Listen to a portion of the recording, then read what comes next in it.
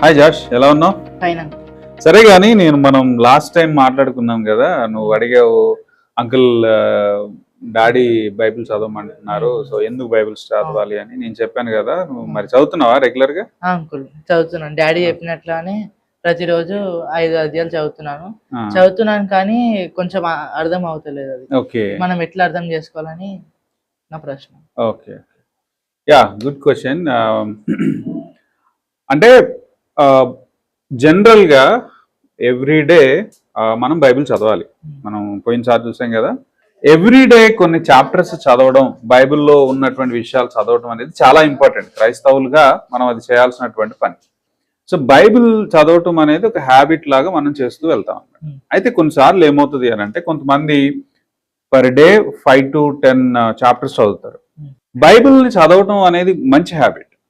అయితే దాంతో పాటుగా మనం స్పిరిచువల్ లైఫ్ గ్రో అవ్వాలి అని అంటే ఇంకొకటి చేయాలి.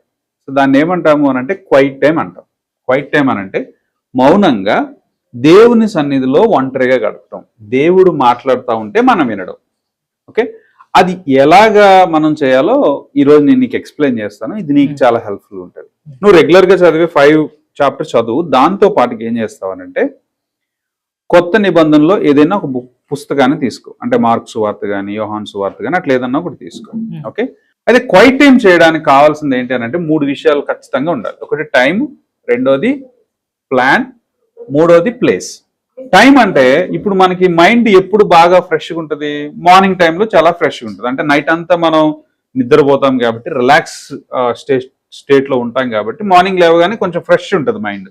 సో టైం మనం ఏం చేయాలి అని అంటే, మోస్ట్ ప్రిఫరబుల్ టైం ఏంటనంటే మార్నింగ్ టైం. అంటే నువ్వు లేవగానే దేవుని వాక్యాన్ని ధ్యానించడం అనేది మంచిది. ఒకవేళ నీకు మార్నింగ్ కుదరలేదనుకో, నీకు ఫ్రీగా ఉండి నీ మైండ్ రిలాక్స్డ్గా ఉండే టైం ఎప్పుడైనా చేయొచ్చు. బట్ నీకు అంటే యాజ్ ఎ స్టూడెంట్గా నువ్వు మార్నింగ్ చేయడం చాలా ప్రిఫరబుల్ అనమాట. రెండోది ప్లేస్. ఇప్పుడు ఏదైనా నువ్వు ఆలోచించాలి, చదువుకోవాలనుకున్నావు అనుకో, నువ్వు ఎక్కడ కూర్చుంటావు? అందరూ కూర్చునే ప్లేస్లో కూర్చుంటావా, లేకపోతే ఎవరూ లేకుండా ప్రశాంతంగా ఉన్న ప్లేస్లో కూర్చుంటావా? అది నీకు ఎలాంటి డిస్టర్బెన్స్ ఉండకూడదు. ఎలాంటి డిస్టర్బెన్స్ లేని ప్లేస్లో కూర్చొని చదువుకుంటావు. సో వాక్యాన్ని ధ్యానించేటప్పుడు కూడా ఏం చేయాలి అని అంటే, నీకు డిస్టర్బెన్స్ లేని, మీ ఇంట్లోనే నీకు డిస్టర్బెన్స్ లేనటువంటి ప్లేస్లో కూర్చోవాలి. జస్ట్ ఫేస్ వాష్ చేసుకొని కొంచెం రిలాక్స్ అయిన తర్వాత అప్పుడు వచ్చి కూర్చొని క్వైట్ టైం స్టార్ట్ చేయాలి. క్వైట్ టైం స్టార్ట్ చేయడానికంటే ముందు నీ దగ్గర ఫస్ట్ బైబిల్, పెన్, నోట్బుక్, ఈ 3 కంపల్సరీగా నీ దగ్గర పెట్టుకోవాలి. పెట్టుకున్న తర్వాత ఏం చేయాలి? ఫస్ట్ ఏం చేయాలంటే ప్రేయర్ చేస్తాం. ఏమని ప్రార్థన చేస్తాం? Simple prayer. దేవా, నీ వాక్యాన్ని చదువుతా ఉన్నాను, ధ్యానిస్తా ఉన్నాను. నీ వాక్యంలో ఉన్న లోతైన విషయాలు నేను గ్రహించేలా నాకు హెల్ప్ చేయండి. చిన్న ప్రార్థన. ఆ తర్వాత ఏం చేయాలి అని అంటే, ఇప్పుడు ఉదాహరణకి నువ్వు మార్క్స్ వార్త తీసుకున్నావు అనుకో, మార్క్స్ వార్తలో మొదటి ప్యాసేజ్, ఒక ప్యాసేజ్ అంటే 5 to 10 వర్సెస్ ఉంటాయి. ఒకవేళ పెద్ద ప్యాసేజ్ ఉందనుకో, దాంట్లో కొన్ని వచనాలు. ఏం చేయాలి అని అంటే, ఆ ప్యాసేజ్ని 5 to 10 టైమ్స్ చదవాలి. అదే ప్యాసేజ్ని 5 to 10 టైమ్స్ చదవాలి. చదివిన తర్వాత ఏం చేయాలి అని అంటే, దాని గురించి ఆలోచించాలి. అంటే ఈ ప్యాసేజ్ ఎవరి గురించి మాట్లాడుతుంది, దేని గురించి మాట్లాడుతుంది, ఏం చెప్తా ఉంది, ఏం చేయమని చెప్తా ఉంది. సో ఆ విషయాలన్నీ కూడా మనం ఆ ఆలోచించడాన్ని ఏమంటాము అని అంటే మెడిటేషన్ అంటాం. వాక్యం ఏం చెప్తుందో ఆలోచించడాన్ని మెడిటేషన్ అంటాం. సో మెడిటేషన్ చేయడానికి ఒక 5 ప్రశ్నలు మనకి చాలా హెల్ప్ఫుల్ అవుతాయి అన్నమాట. ఈ 5 ప్రశ్నలు నీ మనసులో పెట్టు. మొదటిది, నేను చదివినటువంటి ఈ లేఖన భాగంలో దేవుని గురించినటువంటి వివరణ ఏమన్నా ఉందా? దేవుని వ్యక్తిత్వాన్ని గురించి, లేకపోతే దేవుని గురించిన సత్యం ఏదైనా ఉందా? మొదటి ప్రశ్న. రెండవ ప్రశ్న ఏంటి అని అంటే, నేను చదివినటువంటి ఈ వాక్య భాగంలో దేవుడు ఏదైనా పాపం గురించి మాట్లాడుతూ ఉన్నాడా? ఏదైనా పాపం గురించి మాట్లాడుతూ ఉన్నాడా? మూడవ ప్రశ్న ఏంటి అని అంటే, మనం ఆలోచించేటప్పుడు మన మైండ్లో ఉండాల్సిన మూడవ ప్రశ్న ఏంటి అని అంటే, దీంట్లో దేవుడు ఏదైనా ఆజ్ఞ ఇస్తా ఉన్నాడా? ఫర్ ఎగ్జాంపుల్, కొన్ని లేఖన భాగాలు మనం చదివినప్పుడు, మీరు దొంగిలించకండి, ఓకే, మీ తల్లిదండ్రుల్ని సన్మానించండి, ఇవన్నీ ఆజ్ఞలు అన్నమాట. సో ఇలాంటి ఆజ్ఞ ఏమైనా నేను చదివిన వాక్య భాగంలో ఉందా?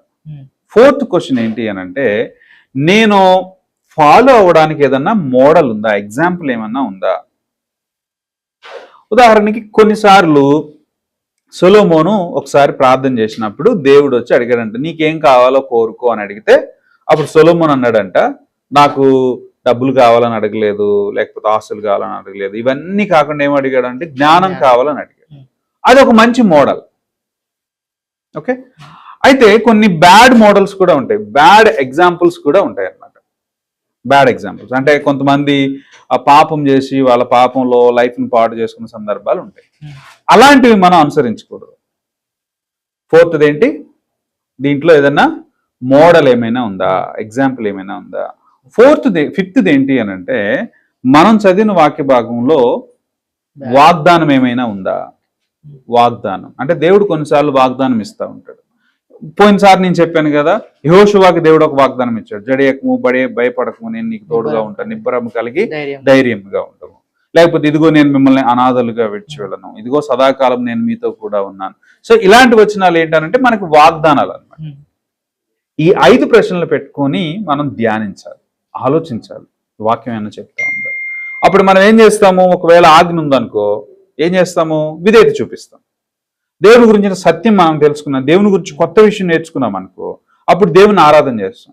ఇప్పుడు ఉదాహరణకి నేను దేవుడు ప్రేమాస్వరూపి అనే విషయం తెలుసుకున్నాను ఆ వచనంలో నుంచి, అప్పుడు ఏం చేస్తాను, దేవా నువ్వు ప్రేమాస్వరూపి అయినందుకు నీకు వందనాలు అని చెప్తాను. ఒకవేళ ఆజ్ఞ ఉందనుకో, దేవా ఇదిగో నేను నా తల్లిదండ్రులను సన్మానించడానికి నాకు హెల్ప్ చేయండి అని ప్రార్థన చేస్తాను. ఒకవేళ ఆ వచనంలో కనుక వాగ్దానం ఉందనుకో, దేవా నువ్వు నాకు తోడుగా ఉన్నావు కదా, ఈ రోజు నేను ఎగ్జామ్ ఉంది, నాకు ఈ రోజు టెస్ట్ ఉంది, నాకు హెల్ప్ చేయండి మీరు అని ప్రార్థన చేస్తాం. సో మనం ఏం చేస్తామంటే ధ్యానించి నేర్చుకున్నటువంటి విషయాల్ని ప్రేయర్గా కన్వర్ట్ చేస్తాం. సో క్లోజింగ్ ప్రేయర్, చివరిగా ఇవన్నీ చేసిన తర్వాత క్లోజింగ్ ప్రేయర్ చేసుకుని నీకు ఆ రోజు దేవుడు నీతో ఏం మాట్లాడాడో, ఏ ఏ విషయాలు నువ్వు చదివిన లేఖన భాగం నుంచి నేర్చుకున్నావో వాటిని నోట్బుక్లో రాసి పెట్టుకోవాలి. పైన డేట్ వేసి ఆ రోజు నువ్వు చదివిన వాక్య భాగం, మార్క్స్ వార్త 1వ అధ్యాయం 1 నుంచి 10 వచనాలు కింద నువ్వు నేర్చుకున్న విషయాలు రాసుకోవాలి. క్లోజింగ్ ప్రేయర్ చేస్తావు, కంప్లీట్. ఏమని క్లోజింగ్ ప్రేయర్ చేస్తాం? క్లోజింగ్ ప్రేయర్ ఏంటంటే, దేవా ఈ రోజు ఈ విషయాలు నాతో మాట్లాడినందుకు నీకు వందనాలు, ఈ రోజు అంతా ఈ వాక్యాల ప్రకారంగా నేను నేర్చుకున్న విషయాల ప్రకారంగా జీవించడానికి హెల్ప్ చేయండి అని ప్రార్థన చేసి క్లోజ్ చేసేస్తాం. ఓకేనా? అయితే మోస్ట్ ఇంపార్టెంట్ థింగ్ ఏంటి అని అంటే క్వైట్ టైంని ఏదో మొక్కుబడిగా చేయకూడదు. ఓకే, ఆచారంగానో లేకపోతే సాంప్రదాయంగానో రోజు రెగ్యులర్గా చేసే పనులు అట్లాగా దేవునితో కమ్యూనికేట్ అవ్వడం. దేవుడు మన వాక్యాన్ని ధ్యానిస్తూ ఉన్నప్పుడు మనకు అర్థమవుతూ ఉంటుంది, ఇది God is something he is communicating to me అనేది మనకు అర్థమవుతాం. సో మనం దాన్ని ఇన్వాల్వ్ అవుతూ చేయాలి, యాక్టివ్గా చేయాలి. ఏదో ప్యాసివ్గా ఏదో ఈరోజు చేసేసామన్నట్లు కాకుండా సో ఖచ్చితంగా యాక్టివ్గా చేయాలి. ఓకేనా?